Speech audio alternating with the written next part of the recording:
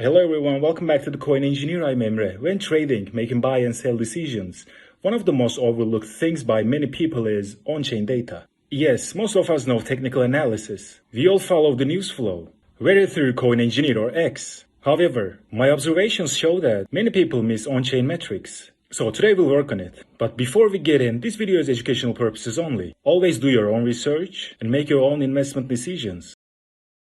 You probably heard of funding rates and open interest, but if you don't know how to use them, you might accidentally buy Bitcoin at top. I'll explain this with various examples. For instance, we'll examine some charts. There are certain methods that allows us to anticipate this major sell-off in advance. Of course, we can't always predict such a deep crash, but if we're in a long position, we can adjust our stop loss accordingly or reduce our position size. If we catch a strong signal of a big sell-off, we can close the position. I strongly recommend watching this video carefully. Even the on-chain metrics I explain in this video alone will help you to manage your portfolio better or be more careful when opening trades. When it comes to on-chain data, we definitely need to use CoinGlass. It's a very useful site from many perspectives, whether you're looking at the data for a specific coin or checking the main page. The legend section is incredible. You should definitely use CoinGlass Legend. At first glance, it might look complicated. On the left side, there are classic lines. I don't even use most of them, because our goal isn't technical analysis. It's to benefit from on-chain data. What matters are the indicators section. You can change here by using the search bar or clicking directly. Right now, we have Bitcoin on Binance. When you click on indicators, you see a lot of data. There are some popular ones like MACD, RSI, moving average, but I prefer to follow funding rates and open interest the most. When you go to the chart, funding rates are already shown, but we also need to examine their changes. Are funding rates dropping, rising, or starting to move rapidly? For that, we need a chart. That's why I add funding rates and open interest to my CoinGlass Legend panel. These are especially used for when trading smaller market cap altcoins, but you can catch signal even on Bitcoin. If you watch my previous analysis, you've seen me use these frequently. For funding rates, especially trading big pairs like Bitcoin, I switch the chart to the bar view. This way, I can see extremes in funding rates more clearly. As a general rule, when there is a heavy wave in one direction, the opposite usually happens. It might be fast or slow, we can't know for sure, but when there is a clear majority or heavy wave, you should think twice before joining that side. This data already shows that. At points where funding rates became extremely negative, Bitcoin experienced rallies. It may look like a small increase, but we're talking about a 20% rise from 67k to 83k. Similarly, when funding rates turn extremely positive, the opposite happens, and we see a drop. When funding rates become extreme, a squeeze is very likely. Right now, there is no extreme. It's moving in balance. But if you see such visuals on a pair, expect a movement in the opposite direction is the most reasonable approach. Additionally, whether you are doing short-term day trading or swing trading on an altcoin, you must check exchange flows. If large amounts of the coin are being moved from exchanges, a sell-off may be coming. If they are being withdrawn from exchanges, it can trigger the opposite, a price rise.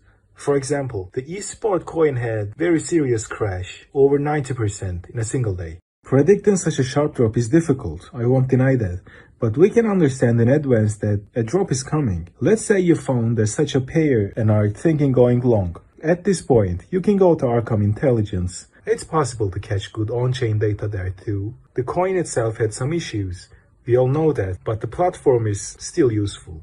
Looking at esports, we see on-chain exchange inflows. I like using this section. Taking a broader view, starting from the 10th of the month, even from the 18th, 19th, there were consistent inflow to exchanges, and those dates were right before the crash. When there are excessive inflows to exchanges, you need to be very cautious. When there are outflows, we expect a positive impact on price. This is by no means investment advice, but my experience tells me this. Before entering a long position, if you at least check this data, you'll question your decision again. In a situation like this, you wouldn't open a long trade. Another thing I pay attention to while trading is the direction in which whales are trading. Usually whales win. Retail investors and individual traders are often the ones who lose money. Let's look at the coins that have pumped extremely in the last 24 hours. Let's check XPL.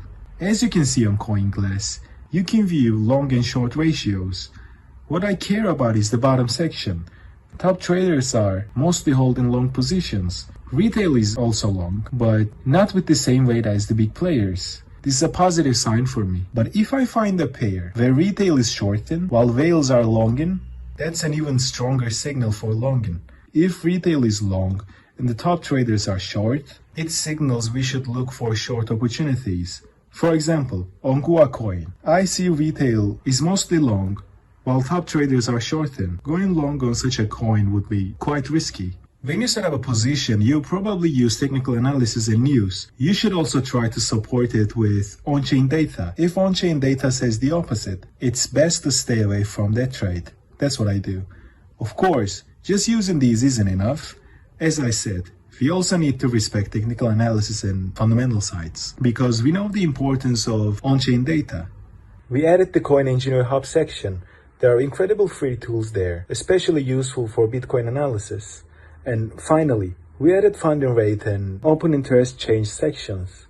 Instead of finding a coin and analyzing it, you can discover coins based on funding rate or open interest. When I go to the funding rate section, I can see cryptocurrencies with extremely high or extremely low funding. Here is an important point. If longs are increasing and open interest is also rising at the same time, we might face what we call a long squeeze, meaning a potential drop. If funding rates are dropping and open interest is increasing, this can trigger a short squeeze and push the price higher. To understand this, go to the open interest change section.